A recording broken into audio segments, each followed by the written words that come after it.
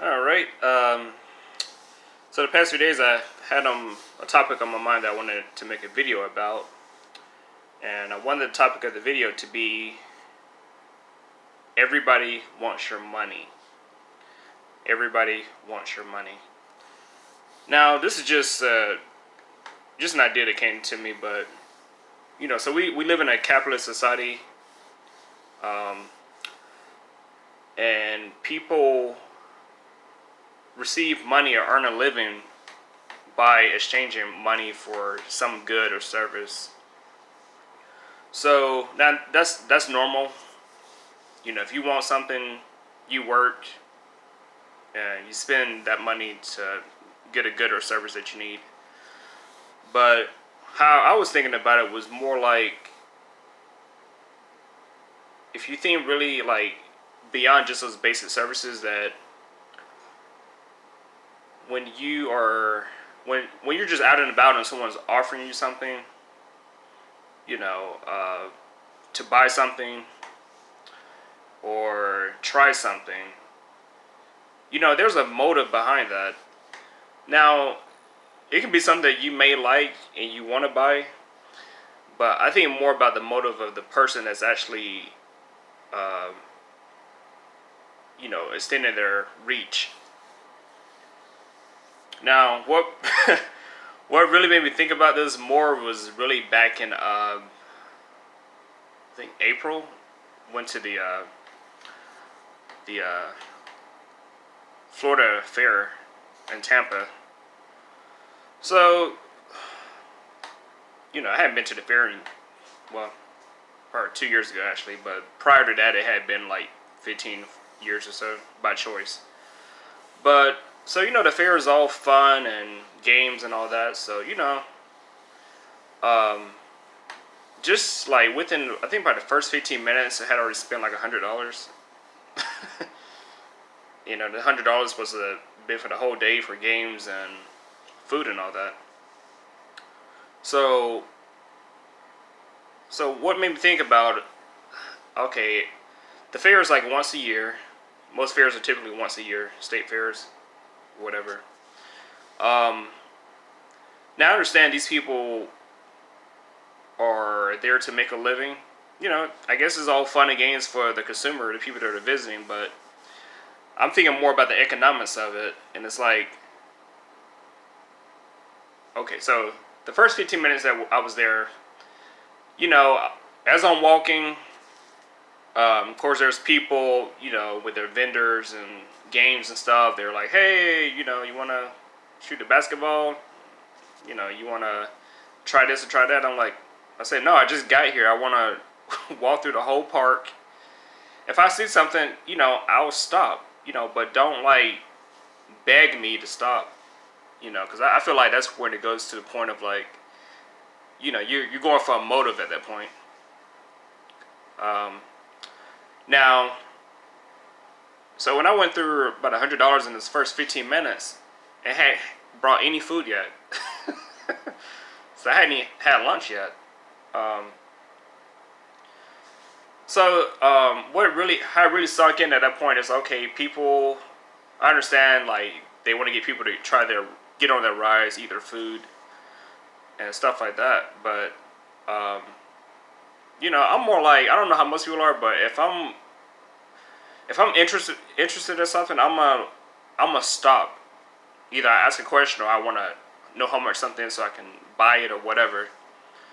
So as I walk, just it's like I'm already observing things. So if it's something I'm not interested in, I'll look, but I'll keep walking. If it's something I'm interested in, I'm gonna look and stop. um, so what I noticed also, another gimmick. I'm not now. There's nothing against people that work at the fair or nothing like that. This is just kind of how the topic originated in my head based off of that experience. um, so and also understood, like, okay, like you're doing the darts or whatever. I played the darts. You know, this is a pen, but popping the balloons. So the thing is, like, for each one that you hit, they'll say, okay, well, you'll win a prize if you hit so many balloons or whatever, you score so many basketball shots or whatever. So you're thinking, okay, it's all fun and games. Okay, I hit it. But each time that you successfully make a hit, now you're being charged, extra $5 per shot or whatever. So that's quick. That's pretty much how quickly the money ran out. So even at that point, I think I had like $5 or $10 left, and if I would have made the next shot, it would have been $10. I'm like, oh shoot! It's like, well, I'm pretty much out of money. I'm gonna stop. The guy's like, oh no, there's an ATM over there. You can get more money out. Now this is the thing. This is the thing though. I understood that. See, I also understand that ATMs that are typically not your own bank or whatever, you're going to pay a premium charge to use it. You can get cash out, but you're going to pay for it. So I didn't do that. I was like, no, I'm going to stop. This is my stopping point. I'm stopping. But I did go to the ATM, but not to put more money towards games. I went to ATM because I had already spent all the money that I was going to pay for games and food. So I think I got about $60 out or whatever, just because food at the fair, it is expensive. And I think another reason food is expensive because people have to make a profit. So nothing against that, but I just use that as an example. But it's like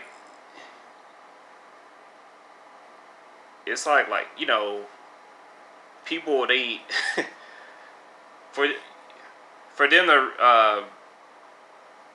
to fulfill their motive, they try the hardest to get money out of you. So now the thing, what got me, what I'm thinking about as far as the fair example, is because I'm an investor. I invest. So when someone's like trying to get money from me, I use my money to invest. The majority of my money goes towards investing. So when someone's trying to get money from me, that goes against my own self-interest. So it's like, at a certain point, I'm going to put a stop to it because it's like, I can, if it was up to me, I would have used that $100 and invested to a stock or something, not to put money into other people's pockets.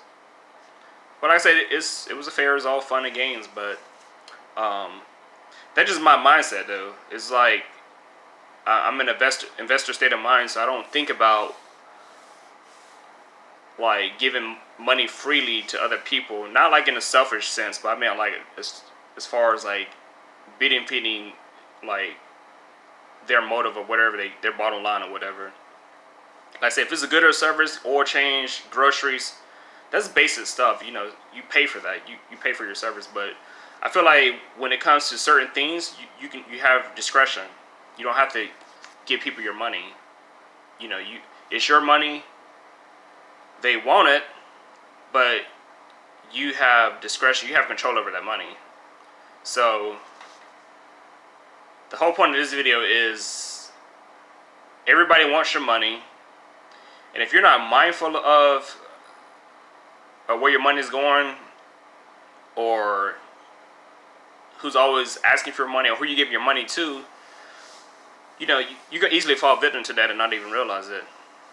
So when I say everybody wants your money, technically everybody does want your money. And a lot of times it's a lot of ways that you don't even realize. Subtle ways. Hell, even people that are beggars. Now I have nothing against it. I will. If I have cash on me, I will. Give to a beggar or whatever. Not all the time, but this is the thing though. I rarely ever carry cash anymore. Everything's digital swipe. That's the world that we're living in now. Like cash, to me, at some point is going to become obsolete. So, but it's just certain circumstances. But everybody wants money. They want cash. Some people want it because they're trying to make a living. Nothing wrong with that.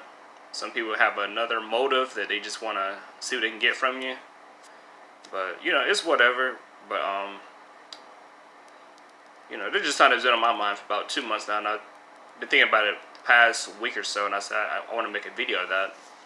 So that's why I'm doing it. I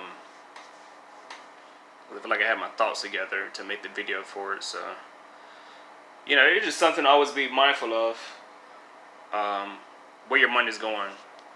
You know, outside of bills, like I said before, outside of bills and services and all that, you know, those certain things have to be paid. You don't have a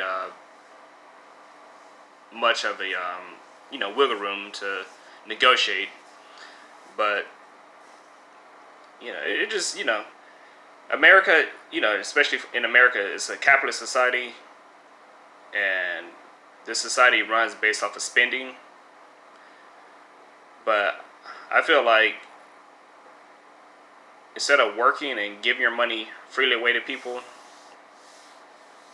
you know, maybe you should hold on to more of that money and really think about who deserves your money or who you really want to give this money to. Now, some people, depending on your income, you may have disposable income and, you know, don't mind giving money away. But if you are working, like majority of people do, to earn money, to earn a living, is when you give away money freely like that, or subconsciously but not even realizing it, that you don't get the time back that you had to use part of your life to earn that money. So there's another way to think about it is the money that I'm giving away, does it have any value? Well, what I'm receiving for this money, does it have any value? And, you know, because the thing is, you never get your time back. So let's just say you made a purchase for something, maybe $100. Say you make $20 an hour. You know, that's 5 hours of your life. What? Maybe a little bit more, because, you know, you got taxes and all that too. I'm just talking about, like, you know, net income. You know, so you can easily make a purchase, impulse purchase, in, you know, a few seconds. But it costs you 5 hours, or a little bit more, 5 hours to make that $100 purchase. But I don't know. Maybe I'm just rambling, but I just wanted to make a video on that. So everybody wants your money. The government I look at it like this. Like Uncle Sam. You know, Uncle Sam always gets his through taxes first. So I look at it like, okay, if you have money, someone else is going to want your money first, before you. So, of course, pay yourself first and all that stuff. That's really what that comes into play. But I also think definitely being discreet and discretionary with your money will allow you to use it more wisely. But, all right.